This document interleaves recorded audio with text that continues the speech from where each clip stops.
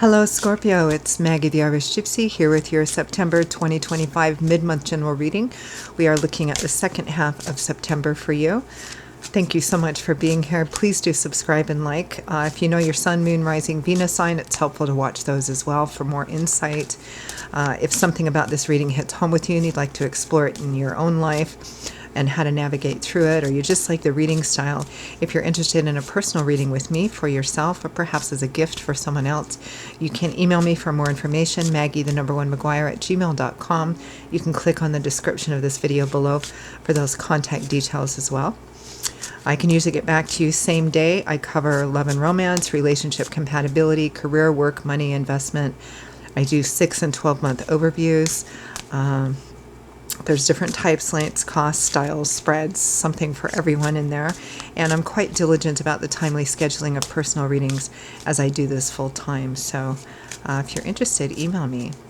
Okay, Scorpio, let's see what the second half of September 2025 looks like for you. What's coming in? We have the Empress, fertility, the divine feminine, abundance, indulgence, even a bit of self-indulgence and self-care. Fertility, the time is right for planting seeds for new growth and expansion. It can sometimes represent literal fertility like pregnancy, conception, mothers, maternal figures. It is a card of abundance and possibility and potential. The time is right for new growth. We have the King of Wands, Leo, Aries, Sagittarius energy here, Sun, Moon, Rising, or Venus signs. Showing up as a king, but in a general reading could be female as well. The King of Fire. Pretty masculine energy on this card. Charismatic, energetic, a real go-getter, very action-oriented, very determined. This might be energy you're manifesting. For some of you, it might be a fire sign or somebody showing up like a fire sign, like the King of Fire, who is significant during this time period. Next, we have the Tower. Change, perhaps unexpected change coming in. Sometimes, not always, but sometimes accompanied by chaos and upheaval. It comes in to create change. It can be challenging, even in the positive sense. I mean, the Tower, whether it comes in initially as something positive or initially as something negative, it's meant to end something in our lives and reorient us on a path that Spirit knows is a much better and much more fulfilling path. Sometimes it's accompanied by the breakdown or destruction of things, sometimes wanted, sometimes not. It can represent, it's always for our greater good. It really just kind of depends on what cards are around it. Some of you, with the Empress here, there is a suggestion that this may be viewed at the time it comes in as positive. It may represent possibility and potential for new growth. I mean, any way you look at it, even if it comes in as something that you don't particularly like, or it comes in as something particularly positive, it represents change. Typically unexpected change meant to put us on a new path. Some of you may be finding out unexpectedly that you're pregnant or you're going to be a mother in some sense. Now, your crowning energy for the second half of September, Scorpio, is the Page of Cups. Positive messages, love, support, encouragement, flirtation, needing to be emotionally open in some way, needing to rely on your instincts and your intuition as well.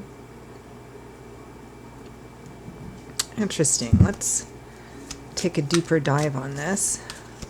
Let's take a look at that Page of Cups.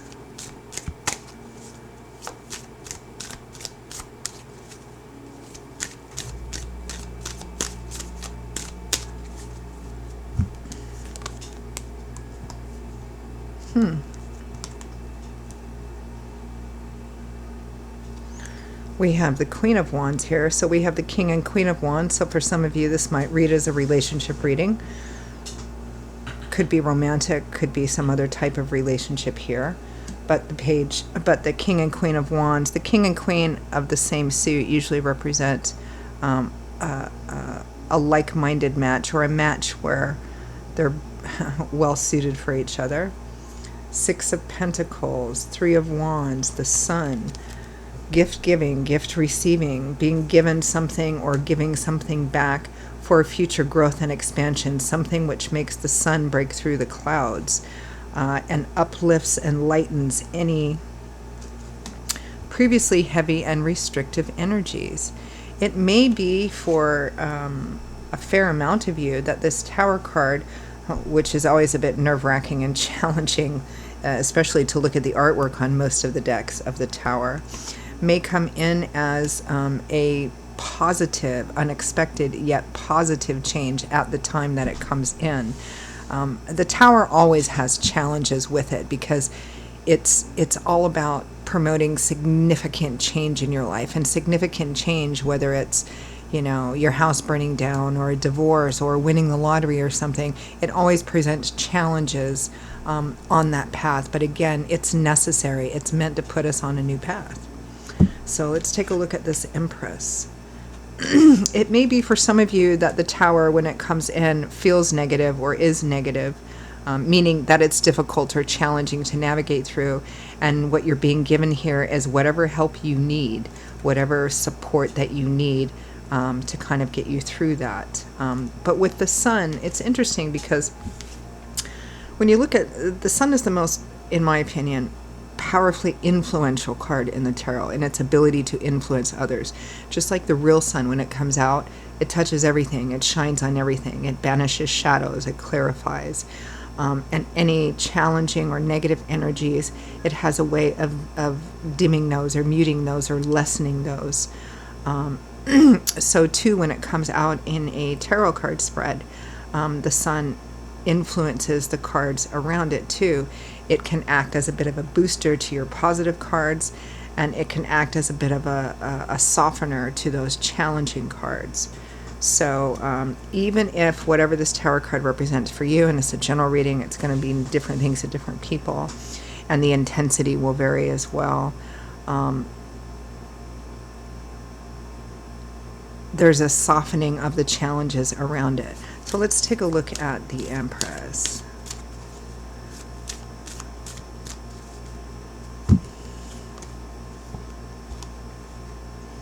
The Page of Cups again, the Ace of Pentacles, and the Eight of Cups.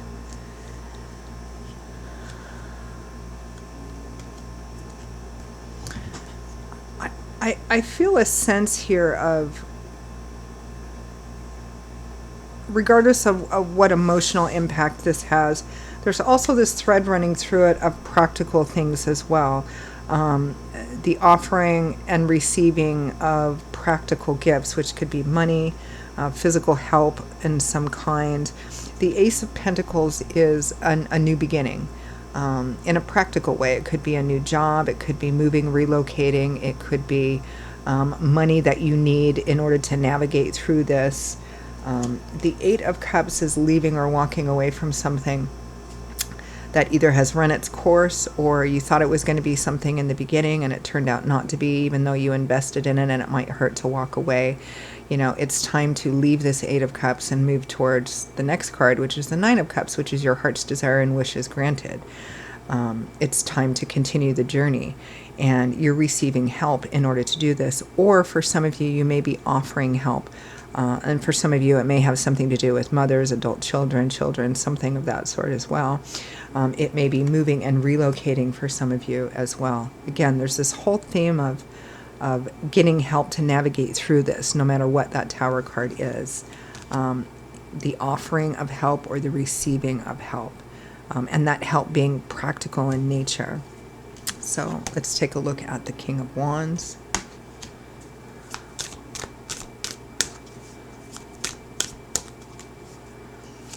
It feels like for many of you, this King of Wands is an actual person. That's significant during this time period. The Emperor, interesting, because the Emperor, so we have the Empress and the Emperor, the King of Wands and the Queen of Wands. Might be parents and kids, something to do with that for some of you. The Emperor is attached to Aries, which is a fire sign, right along with the King of Wands, which is fire as well. So there's strong Aries energy here, if that resonates for some of you. This is probably somebody older, somebody in a position of status, seniority, decision-making ability, somebody who is in control and has the ability to make things happen. We have the World with the Hanging Man.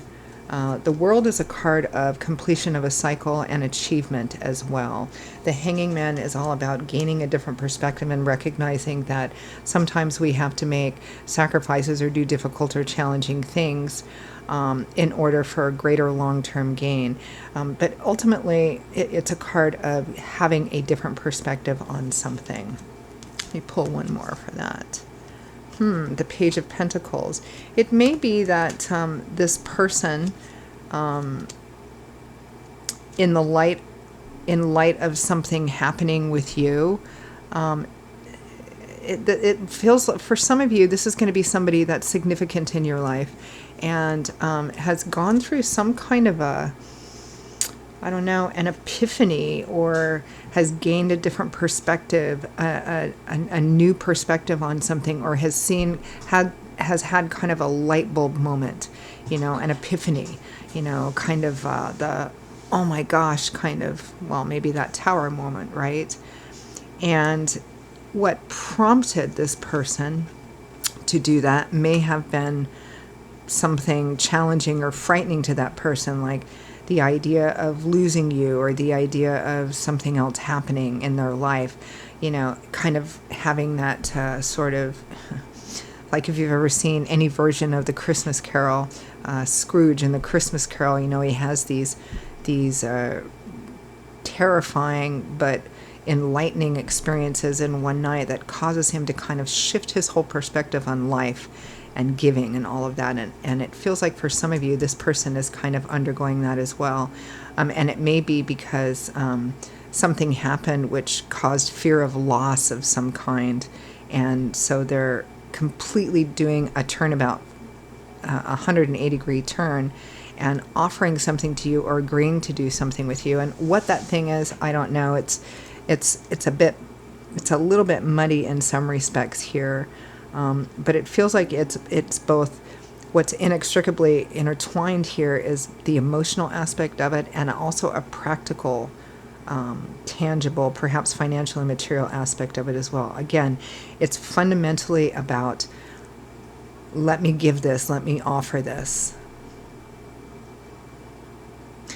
If you were in a relationship with the Emperor, King of Wands energy here, maybe it's something that needed to be addressed, and you finally said, that's it, I've had it, I'm leaving. And they're like, oh my gosh, that can't happen. It feels like somebody's doing a 180-degree turn here because they have a different perspective. Something has happened to cause this. It may be something that you're going through as well.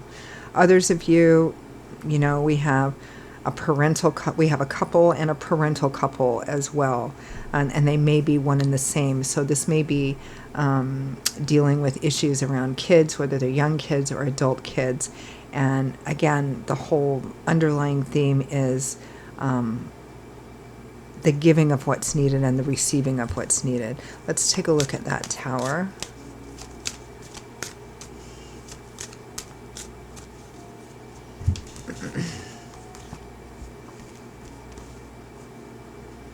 Justice, the Ace of Wands, and the Fool.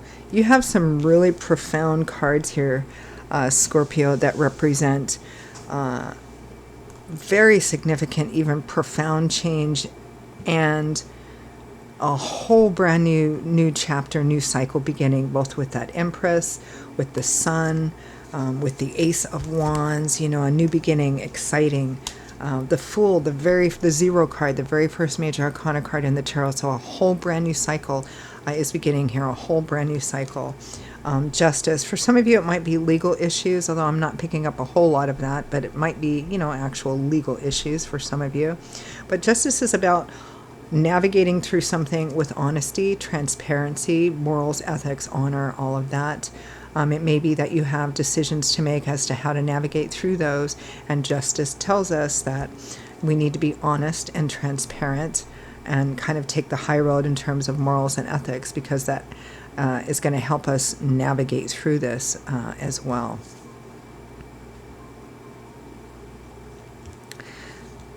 Some of you for whom this Tower card is seen at the time it comes in as positive, it's because of all the hard work, all the effort, all the caring, all the whatever you've invested in this now is paying off. So, advice, guidance, feedback from Spirit.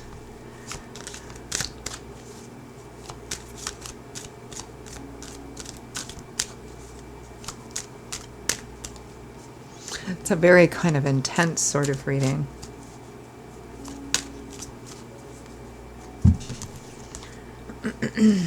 The Star. I love seeing this card, especially in the same reading as the Tower, because in the tarot, as the Fool's journey, which is what the tarot is all about, goes, after the Tower comes the Star. After all that chaos and upheaval and major change and all the challenges that come along with change, the Star comes after that to renew, restore, and rebuild hope, faith, optimism. It's a sign that you're on the right path. The Star usually comes after a difficult or challenging time. It's kind of like the light at the end of the tunnel that gives us the strength and the faith to keep going, that we're on the right path. The Two of Cups, soulmate, kindred spirits, best friends. Again, we have the King and Queen of Wands. We have the Emperor and the Empress as well. So relationships are central here as well in one way or another. The Knight of Pentacles and the Nine of Cups. So remember that Eight of Cups here. You're walking away from that which no longer is meant for you. And here is your wish fulfillment, your heart's desire. Your wish is granted. The Knight of Pentacles is kind of our steady knight, our steady Eddie. I like to look at the Knight of Pentacles, the Knight of Earth. This is about not rushing forward, not cutting corners, or, this is all about step by step through the diligence and work and perseverance required, and never giving up on our goal. We're going to achieve it. We can't not achieve it, right? The Knight of Pentacles might be a little slower than the other knights. I don't think any of the knights are slow. I know I hear people say that with the Knight of Pentacles, oh, it's really slow moving energy. All the knights move faster than civilians do, right? It's just that the Knight of Pentacles is Earth, so he's a little slower than the other knights, but he's also less prone to get distracted.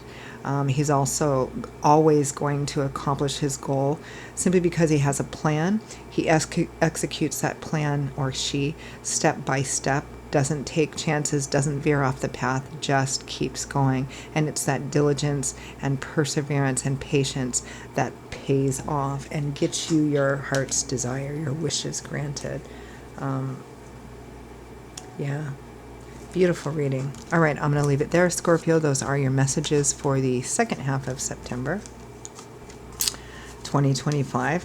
And for those of you for whom this hit home, I hope it was helpful and, gave you some food for thought, something to chew on.